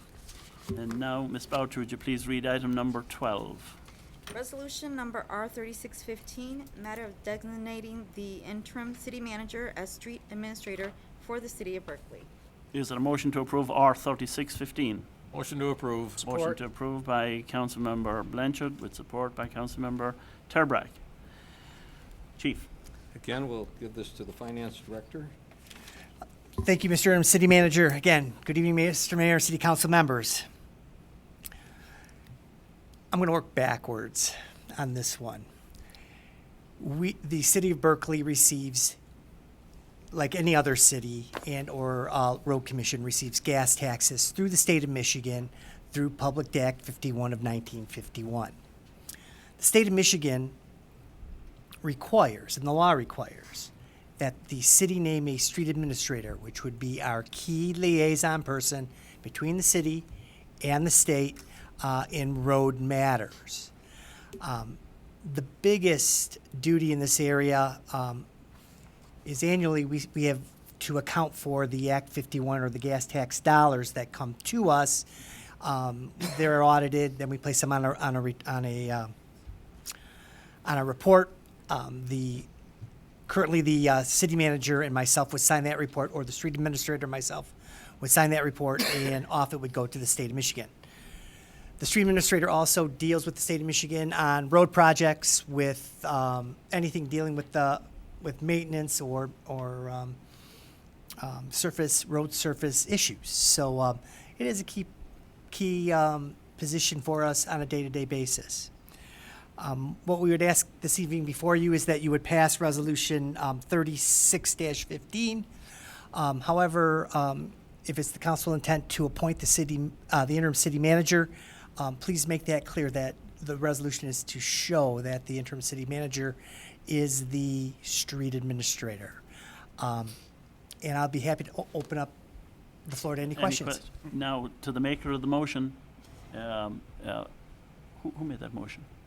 Anyway, the maker of the motion, that Blanchard. it is Chief Eshman we're talking about. Right. And is that okay with the seconder? Yes. It is. Okay. Very good. Okay. Thank you, Mr. Mayor. Thank you. Any additional discussion? Hearing none, then Ms. Boucher, would you please call the roll on R 3615? Turbrack, Yes. Baker, Yes. Blanchard, Yes. Edgar, Yes. Kadeco, Yes. Stedman, Yes. O'Dwyer. Yes. And now, Ms. Boucher, please read item number 13. Resolution number R3715, matter of authorizing amendment of the 2015-2016 operating budget, those operating funds as presented. Is there a motion to approve R 3715? Move to approve. Move to approve by Councilmember Kadeco, Support. support by Councilmember Turbrack. Chief Eshman. And for the operating budget amendments, of course, we have the finance director again, Mr. Sabuto. Thank you, Mr. City Manager. Good evening, Mr. Mayor and council members. Before you this evening are 7 budget amendments. 1 carry forward amendment from 14-15 into 15-16, and 6 new spending items. Total cost is $144,185 across all operating funds, and $1,500 in revenues across all operating funds. The carry forward amendment is for $485, and the general fund is picking up $46,800 of the $144,185. The water sewer fund, the ice arena, and the recreation revolving fund is picking up the balance, or $96,900 of the $144,185. Now, I'll take you through each of the 7 items. Item 1 is the carry forward amendment. We had appropriated last year to purchase new construction code books. That has been delayed. We're going to spend that money this year instead of last year, and we're bringing forward the appropriation that was approved last year. Item B, $1,000 is for rental of heavy equipment. This is if the general fund is utilized by the Public Works Department to rent heavy equipment. That equipment is used out in the field. It's something that we don't use every day, but is required in certain situations. So we're setting up a line item, $1,000 for equipment rental. The third item is half of the cost for the play structure at Angel Park in the amount of $44,300. Item D, $1,500 library contribution coming from the Friends of the Library, and that money is going to be spent on the library's microfiche collection. They're going to digitize the library's microfilm. The E item, water sewer fund, we're looking for $52,500. $2,500 would be used for the equipment rental of heavy equipment, very similar to what I explained earlier. The second item would be $50,000 concrete repair. We have gone through repairing of concrete due to water sewer main breaks and other maintenance issues. And in order to get us from today to the end of the fiscal year, we're going to need another $50,000.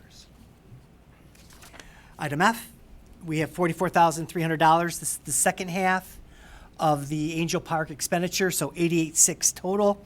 This money is coming from the Recreation Revolving Fund. And then the last item, $100 to pay for our unemployment expense for the 2014 calendar year. Be happy to answer any questions the council may have. Any questions for our Finance Director? Thank you, Your This is Honor. bringing all our accounts into line, That's it. basically. Yes, sir.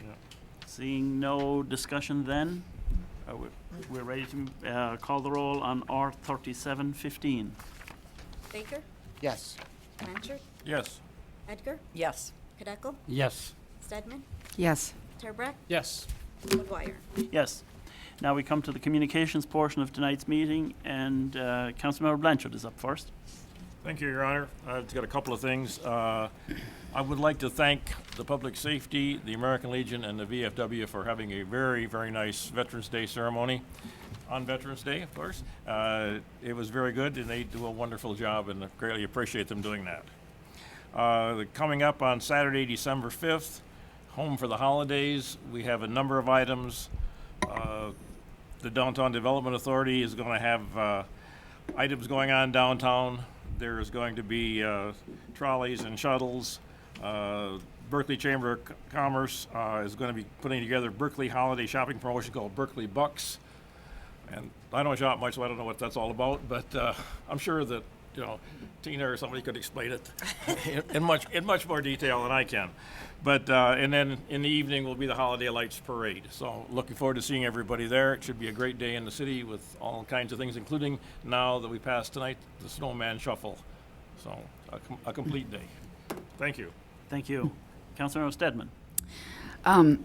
Good evening. In the library, they have a couple programs planned for this week, yet in November. One of them is tomorrow night at 6:30 p.m. For a discussion of Harper Lee's newest book, Go Set a Watchman, and they're going to have a book discussion. Also, Wednesday, November 18th, there's going to be holiday decorations at this family craft night. They'll serve a snack, and to register, just call the library or go online. That's all I have tonight. Thank you very much. Thank you. Mayor Pro Tem Baker.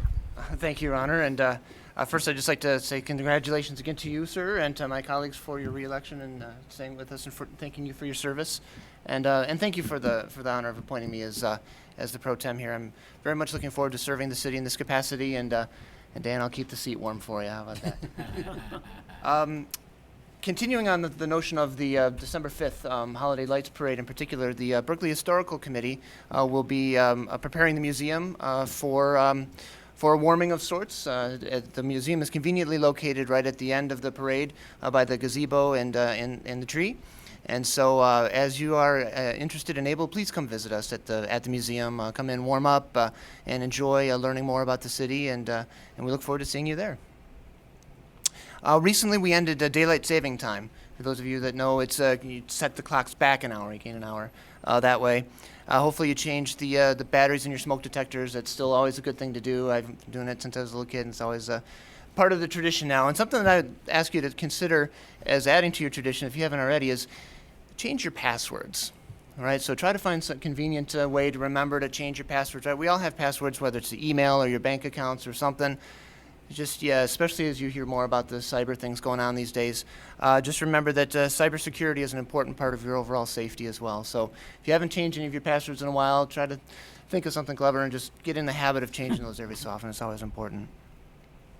And speaking of change, it was Wayne Dyer who once said, if you change the way you look at things, the things you look at change. And again, that's, if you change the way you look at things, the things you look at change.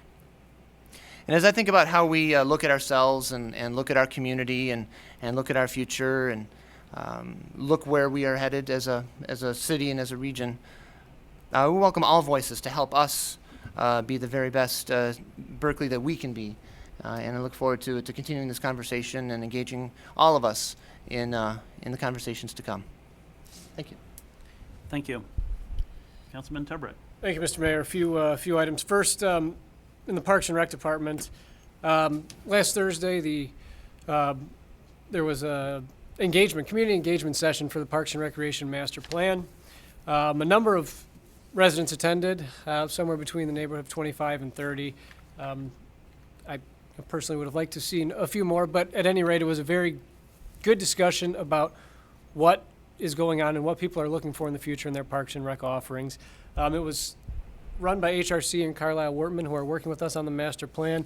I thought they did a great workshops session, so we moved around, talked about each park individually, potential opportunities outside of the existing parks, and certainly the Oxford property that's going to be, something that we're going to be working on over the next couple of years. It was nice that I did get to meet a lot of residents who I haven't maybe seen around at a lot of the typical events. So we got a lot of younger families there. We also had a number of seniors there. So we had a great cross-section of the community. I'm very happy with how that event went, and there is going to be another one coming up in December, so you will hear more about that. Also, while we're talking about Parks and Recreation, in case you haven't, we had a budget adjustment just a few minutes ago regarding the Angel play structure. That's been something that we've been working on with the school district, and in case you did not hear, the school district and the city announced a plan working together to remove the structure, fix the drainage issues that the school district is going to take care of, and the city will put in a new structure. So that will be happening. There's a timeline, and I'm very excited that these the two entities are coming together to work on that, because it's obviously something that's very important to all of us. Just a quick update on the city manager search. There were, a few weeks back, there were a number of sessions that were held the entire day. The MML was here holding sessions with staff, with constituents, with citizens, with all the stakeholders, certainly council, we're all involved in that as well, to discuss what we want, what everybody wants in the next city manager. Again, this is not something that these people up here are just going to make that decision. It is very important the community is involved in this. And after that, the MML took all of the different comments and needs and wants and kind of synthesized those into a nice proposal that they submitted to the committee, Councilmember Blanchard and Mayor Pro Tem Baker. And we went over that, and we have a good outline now of what we're looking at for that proposal to go out, and hopefully that is going to go out by the end of this week. That is the plan. Again, this is something that we are not rushing. It's something that needs to be done properly. It's something that needs the appropriate time and care to go over before we just go out and post this, because we want to make sure all the things that are important to us are posted in here, and we get the applicants that we are trying to draw for our city. And finally, it has been an honor, Mr. Baker and council, to serve as Mayor Pro Tem for the last 6 years. And I can tell you that the next couple of years will only be an improvement on the last 6. Thank you. Thank you. Councilmember Edgar. Thank you, Your Honor. I would also like to comment on the amazing ceremony that we had on Veterans Day. It was very moving. It was very well done. It was very well deserved. Like to encourage everyone to do the Snowman Shuffle Run/Walk on December 5th and the Festival of Lights, and come shop. I'd like to congratulate Alan and Eileen, Dan, and our esteemed Mayor Dwyer. I'd like to thank Message Makers for the incredible job that they did presenting the logo. And I'd like to tell you a little bit about the Planning Commission meeting. It was pretty exciting this month. We had continued discussions on complete streets, which is always exciting and always interesting. We talked about a new vestibule for the Beaumont Physical Rehab Center was discussed, and site plans were reviewed and questioned in detail with the builder concerning fencing, lighting, parking, and safety. There was a preliminary presentation given by Mark Adler, which was amazing, from Mark Adler Homes, proposing the construction of a townhouse community. Conditions concerning snow removal, fire truck accessibility, parking, trash collection, in addition to visual aspects such as windows and elevations were discussed. Approval was given to continue based on the recognizable benefit to the city. The status of the residential form-based code was bandied about again in relation to the master plan and the proposed transit plan and the need for a variety and possible development. So it was a great meeting. I'd like to see more of you come. It talks about the growth and the development of our city in so many different and important ways. I'd like to wish everyone a happy Thanksgiving. Eat well, stay safe. That's it. Thank you. Councilmember Cadecle. Thank you, Mr. Mayor. First, I'd like to thank the voters for giving me the opportunity to serve 4 more years. I'm very pleased that my colleagues are rejoining me, and we have a great team here, and I hope to continue that for many years. I want to congratulate the Berkley Bears on a great season. Unfortunately, that ended last Friday, but they had an amazing season, and my hats go off to the coaches and the players of the Berkley Bears. Veterans Day, I was also at that ceremony, and I can't say enough. Every year it's moving. Our honor guard just brings more to it, and I thank them too. On the ZBA, we now have an opening for 2 alternates. We do have enough ZBA members, but I do want to thank Matt Burry, who served as an alternate. However, he is moving out of the city at this time, and so that leaves us open with 2 alternates. The Parks and Rec that Council Member Turbeck mentioned, the Parks and Rec engagement plan last Thursday was really good to see. We even had a little 2.5-year-old giving his opinion there. I want to thank the Berkley Huntington Woods Youth Assistants. Hopefully there'll be snow for the Snowman Shuffle, but it's going to be a great time, and I look forward to the Holiday Lights Parade. Well, some snow, you got to have it for the Holiday Lights Parade. The Berkley Lions this past weekend raked and we got the information from Sue Thornton at our Parks and Rec department. Raked did the leaves for 7 senior citizens, and I want to thank the Berkley Lions for their effort on that. I want to wish everyone happy Thanksgiving, and for those that celebrate Hanukkah before our next meeting, Hanukkah will be upon us, so I want to wish everyone that. I have 2 more items. There's a couple quotes I've learned when I was growing up, and they're pretty good quotes. One was, believe half of what you see and nothing of what you hear.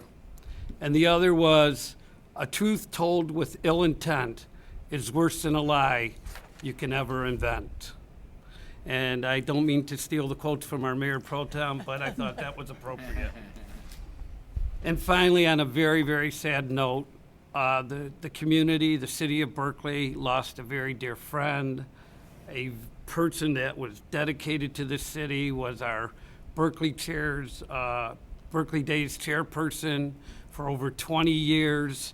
And last weekend, Helen Van Heusen passed away. And my heart goes out to Ron and the entire Van Heusen family. Helen was even there after her stroke in the wheelchair. She was there watching us pitch horseshoes just last year, and she's definitely going to be missed. I thank you, Mr. Mayor. Thank you. Chief Eschman. Just an apology. At the last council meeting, inadvertently, I walked past someone. I came up here to accept your congratulations on this appointment. After shaking everyone's hand, I turned and inadvertently walked past Mr. Sabuda, who had his hand extended, and I was told about that later. My mind was somewhere else on what do I do now, and inadvertently walked past him. I have apologized in private, and he graciously accepted that and realized it nothing about it. But since the mistake was in this public forum, so should the apology be. So, David, sorry.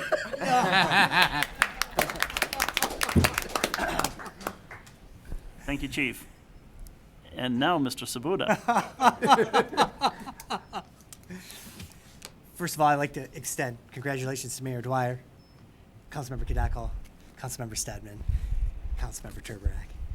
Chief, you didn't have to apologize. You did not have to do that. It was you had a lot on your mind that night that you were, and as I told you earlier, you had a lot on your mind that night. You didn't have to apologize at all. And I'd like to wish everyone a very happy and safe Thanksgiving. Thank you, Mr. Mayor. Thank you. Mr. Attorney. I'd like to echo Mr. Sabuta's congratulations to the mayor and the re-elected council members.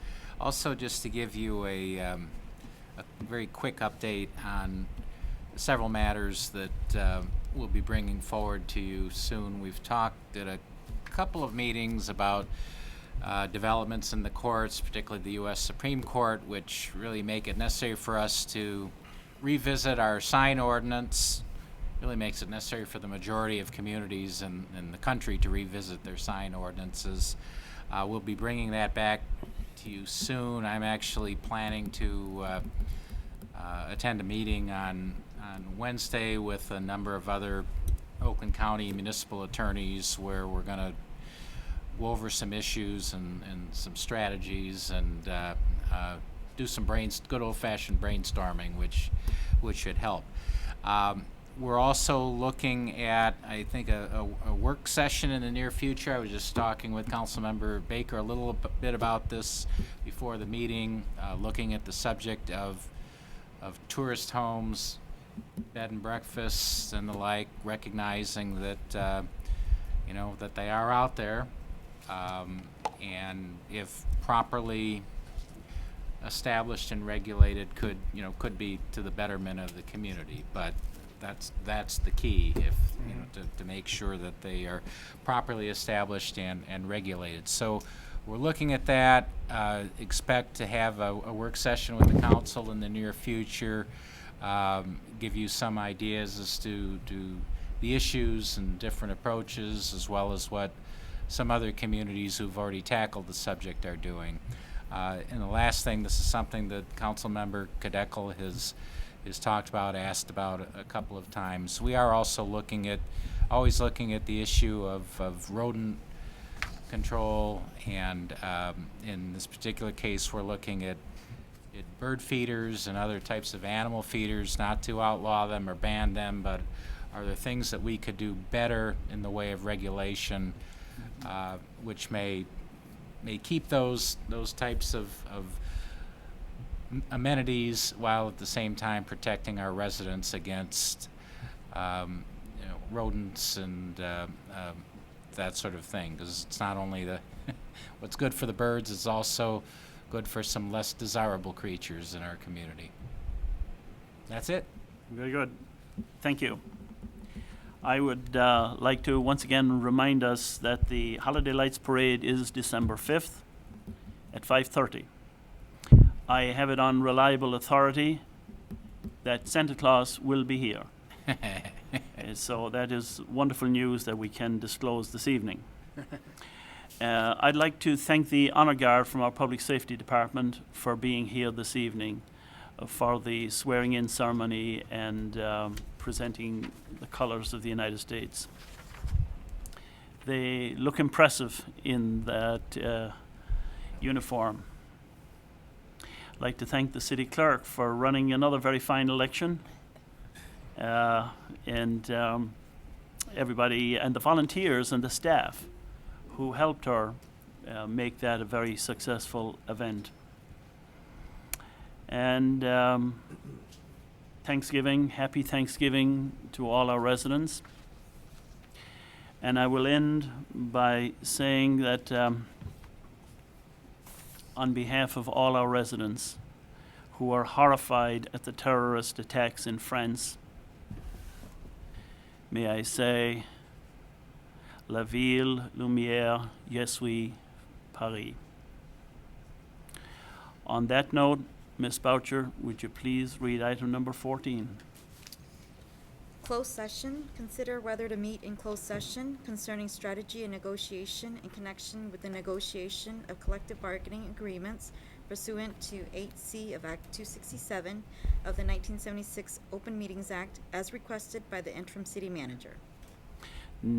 Is there a motion to approve going into closed session? Move to approve. Moved to approve by Councilmember Kadekel with support by Mayor Pro Tem Terbrack.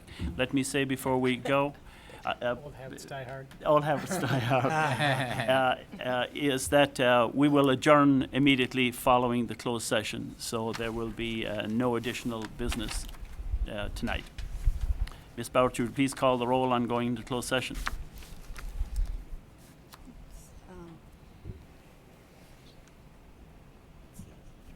Blanchard. Yes. Edgar. Yes. Hideko. Yes. Stedman. Yes. Turbrack. Yes. Baker. Yes. O'Dwyer. Yes. Thank you.